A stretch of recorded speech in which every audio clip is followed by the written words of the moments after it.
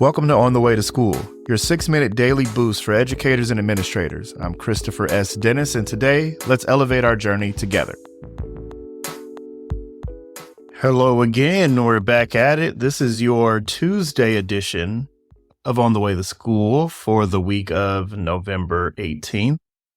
Like I said, I'm batch recording this week, so if you listen to this early, that's your choice, and honor your choice. But if you're catching this on November 19th, on your way to school, hello there. I'm glad that you are up and at it. And I hope, the day is off to a good start.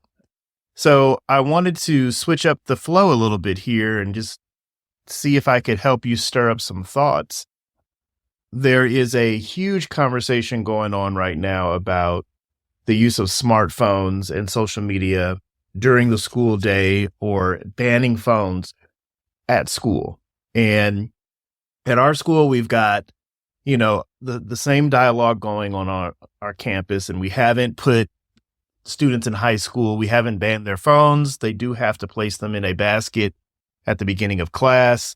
They are free to use them during passing period or on their free block or at lunch. And when I say free to use them, they have access to them. We don't necessarily see students having full-on phone conversations because nobody talks on the phone. But if they are scrolling social media or texting each other or doing something on their phone, it's not necessarily against the rules in our current high school system. And the reason why that's the case for us is because our data hasn't shown that it's impacting their engagement academically or socially. But we do see it does have impact in some other ways. So while we haven't seen it in our specific data, it could mean that we're just not looking for the data or tracking it. There is research out there that talks about the use of students on cell phones and social media impacting their world, but that's not what I really wanted to talk about right now. I wanted to talk about the adult use of smartphones and phone addiction. And it comes to mind because we had a conversation led by a colleague who did a great job of just engaging parents on their use of smartphones. And, she asked the question, she said, what's your relationship with your phone? Before you kind of respond about the relationship your student has with their phone.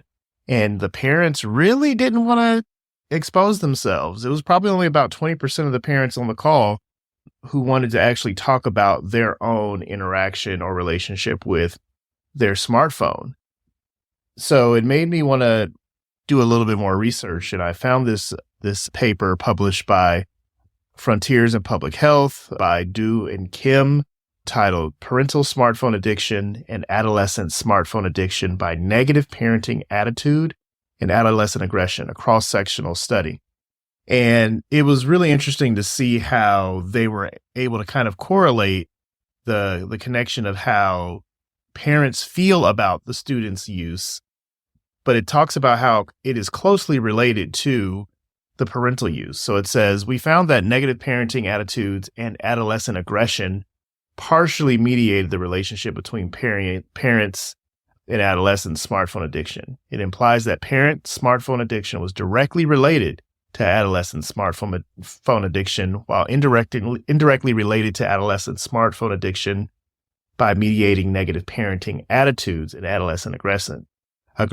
It says these findings show that parents' smartphone addiction, negative parenting attitudes, and adolescent aggression have both direct and indirect relations on adolescent smartphone addiction, calling for the need to consider parental smartphone addiction and parenting attitude when developing interventions to prevent smartphone addiction among adolescents. So what does all that mean? What am I talking about? I think it does point out the fact that, we've got to put our own oxygen mask on first.